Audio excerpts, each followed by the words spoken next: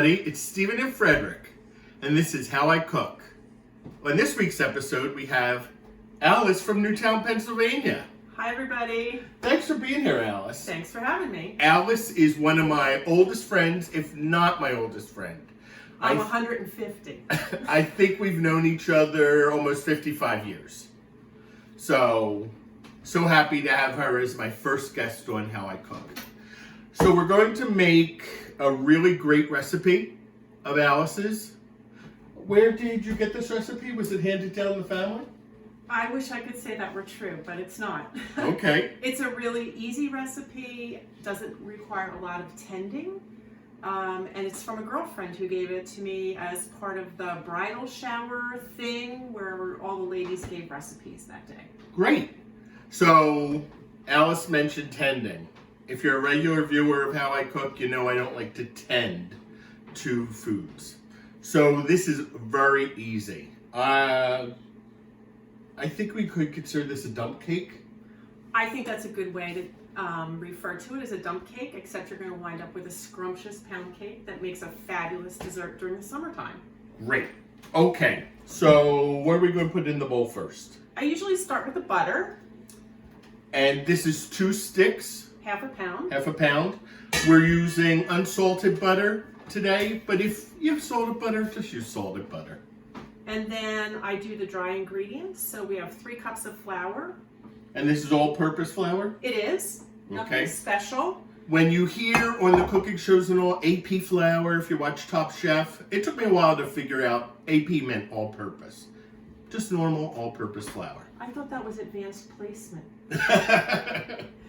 3 teaspoons of baking powder. Baking powder, not baking soda. Makes a difference. This is 2 1/4 cups of white sugar.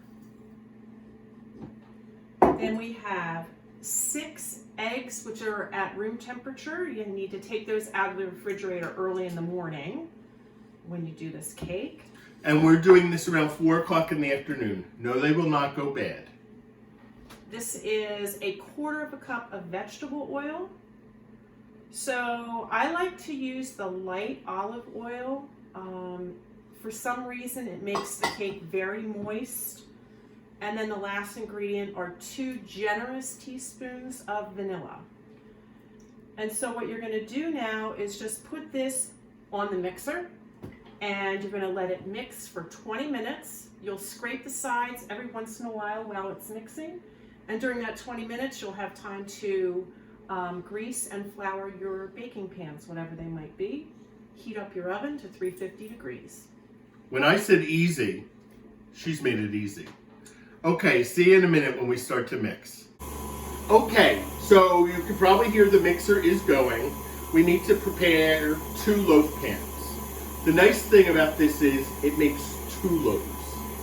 And Or 1 tube pan. I usually make it in a tube pan, but in the summer, when we're going to barbecues and picnics at other people's homes, I like to make 2 loaves, 1 to take and 1 to leave at home for us. yeah, who won it? So, we're going to spray each of the loaf pans with cooking spray. Don't jump, Alice, I saw that. Generously.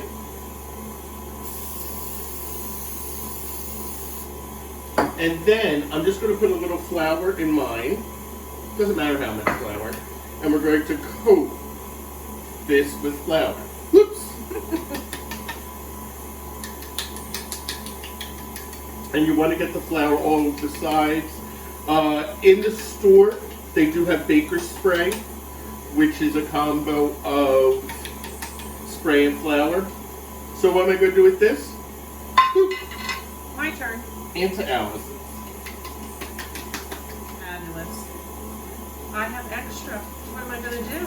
We're going to dump these out into the sink. All right, see you in a little. Okay, so while the cake continues to mix, we're going to make this week's cocktail. As Alice said, this is a really good dessert to bring to somebody's barbecue, picnic, party. Well, Alice also likes this cocktail. She's the one who told me about it. It's vodka, seltzer with raspberry lime, and some lime juice. So easy squeezy. Can you cut up a little bit of lime to go into your cocktail? I can. Again, a nice big plastic cup that you would use at a barbecue or a picnic. 2 big ice cubes. Just regular vodka. A generous pour, of course.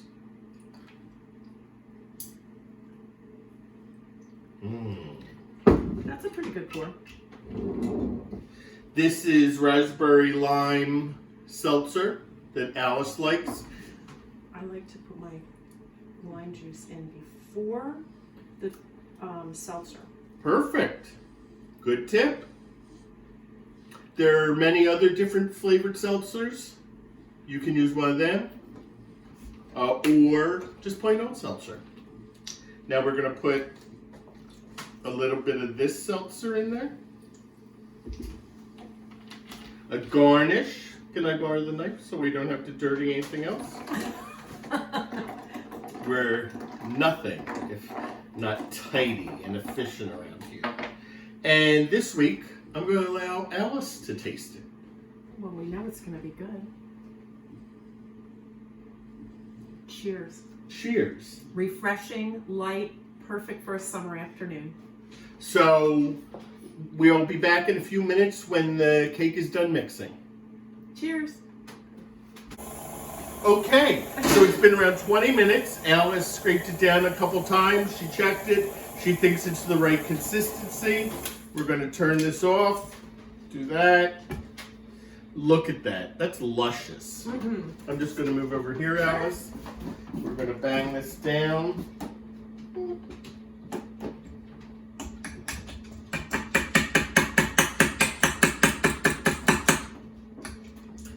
Now, because we're on, can you take that? Because we're on camera, I'm not going to lick this, but yeah, I normally would. Why don't we both just try this, Alice, and see? Any good? I'm not a regular performer. I can lick. There's no reason I can't lick a finger. This is delicious. Yeah, why are we going to bake it? I know, so good. So, I'm just going to move this here. I will move the mixer out of the way, turn it off and unplug it. And Alice can take it from here. So, we're just going to try and evenly divide the batter.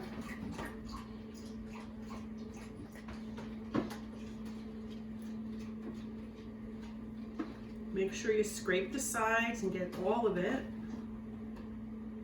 You have no idea how good that is. I wish I did not put that beater in the sink with the dirty dishes. You can still get it out.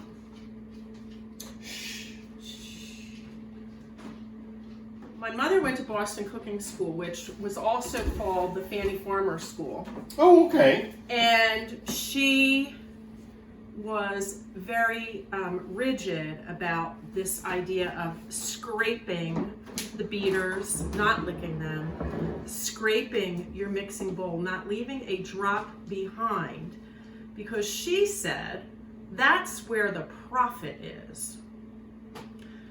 In other words, I think, it didn't involve booze, imagine that. You didn't want to leave anything behind because that would be considered waste. Pretty clean. Would you Put it like on to the like that? No, put it on the counter. We'll do it after we film. Okay. So, Alice's mother, for those of you seen other episodes, the skillet I said was from Alice Hart. That's Alice's mother. Yep. So, that skillet's around 35 years old when I moved out for the first time. So, we're just going to put it on this baking sheet just for ease. You don't have to put it on a baking sheet. You can put it individually in there. But this is so much easier just to put it in the oven and to take it out of the oven. How long are we going to put it in for? I'm going to say 30 to 45 minutes. Your cooking or baking time is really a function of your baking dish. So these are really, this one's thick, This one's a little thinner. This might be done in 30 minutes. This might be done in 45. Okay. But you know what a cake looks like when it's done. So we're going to check it in 30 minutes. All right, see you in 30. Okay, so it's been around 35 minutes. As Alice pointed out, the one was in a thinner loaf pan, and the other was thicker, so I went in between. So let's check these. Ooh. Oh, they look good. And you can't smell, but they smell great. Ooh, watch my hand. The whole house smells great. So I think these are okay. Ooh. Clean. Yep. Clean. So we're going to pop these out now, Alice? Actually, we're going to let them cool for about 20 minutes in the pan, and then we will flip them onto a cooling rack to let them cool for a couple of hours. But we are loosening them now. Yep, just a little bit. But I think the flour and cooking spray did a pretty good job. Look, it's It moving. should, yep. Okay, so we'll see you back in 20. Oh, it's only been around 15 minutes, but I really want these to pop out. So, Alice, why don't you pop out one? Or why don't you pop out both? They're still warm, so if somebody's going to get burned, might as well be her. Ooh, perfect. Perfect. Oh, that's great. Still a little hot. Fabulous. Oh, that looks great. Doesn't it? It does. All right, let's try this one. This is a little heavier. We didn't do a very good job with being even with the batter. One's a little bit bigger than the other. Alice is going home tomorrow, so I'm going to send her home with one of these. Oh, that's sweet. She's getting the smaller one. I was going to tell you could freeze one. No. You get to take one home. So serving suggestions, and you'll see a picture later of how we serve this, but how would you normally serve it? So there are two things I would do. First, I would recommend that we slice it like you would slice a loaf of bread. And then you could do ice cream. Or what I like to do, my favorite thing to do in the summertime is mix a bowl of berries. So blueberries, strawberries, blackberries. Let them have an opportunity to kind of sit in the refrigerator overnight. I don't shake them like you did in your episode last week. That bruises the berries. Okay. In my world, that bruises the berries. So I mix them together with a spoon gently and then let them sit in the refrigerator overnight to kind of soften and their juices to blend, and then put that on top of a slice of the pound cake. Does that sound good? With some Ready Whip. Other options are drizzle a little chocolate syrup. The vanilla of the pound cake and the chocolate goes really well together. And then, as Alice said, Ready Whip with berries. So, hopefully you've enjoyed this portion of the episode. So happy to have Alice here for it. Looking forward to others doing guest spots. So, thank you very much. Thank you. Mwah. Vax life, baby. Okay, so it's now Memorial Day. It was great to have Alice here for the weekend, but she is gone. I hope you enjoyed that segment. We're continuing the theme of things you can take to barbecues, picnics, and gatherings. We're going to be making potato salad with little potatoes and no mayo. So this way they can sit out longer and not worry about the heat and the mayo and all that sort of stuff. So there's only two of us here this Memorial Day. So I'm only making a batch of potato salad. As Alice pointed out in her segment, the nice thing about being vaxxed is you can get together with people. So if you haven't gotten vaxxed already, hope you are gonna, so you can come and visit us. Okay, so little potatoes. Gonna chop them up, little chunks.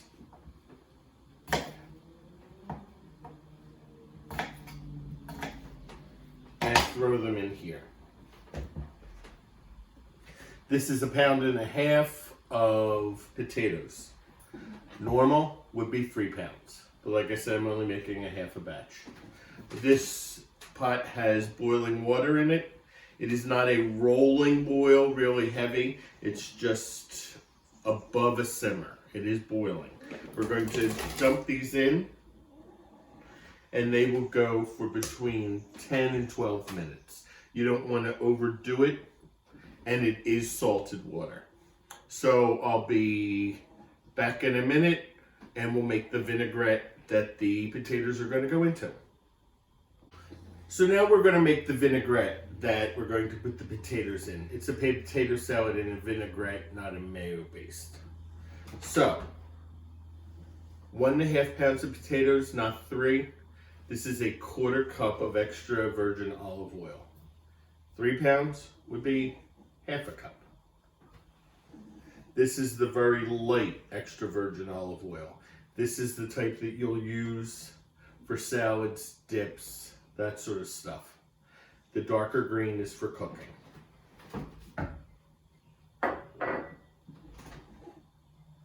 2.5 tablespoons of, I'm using sherry vinegar. You can use red wine vinegar, you can use whatever vinegar you like. 3 pounds would be 5 tablespoons.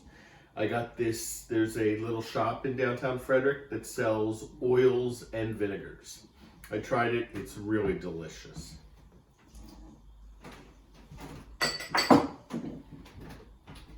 A teaspoon of Dijon mustard. Yeah, that's more than a teaspoon. But it would be 2 teaspoons if it was 3 pounds. Half a cup of red onion. A cup if it's 3 pounds, or what you like. A cup may be too much for people. I really like red onion. Some dill. You can use dill, basil, parsley, whatever you want. You can use fresh. I'm just making it really easy, so I'm just using some dried dill. How much? About that much. Some black pepper.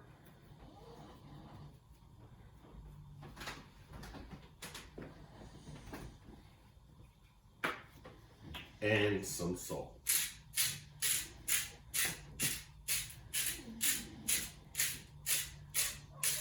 Quite a bit of salt. Potatoes love salt. And there we have it. Now we're going to mix this up.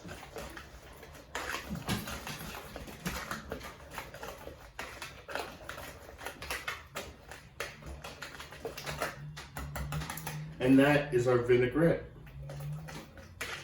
We just have to wait for the potatoes to cook. And then we'll do the next and final step. All right, see you in a few minutes.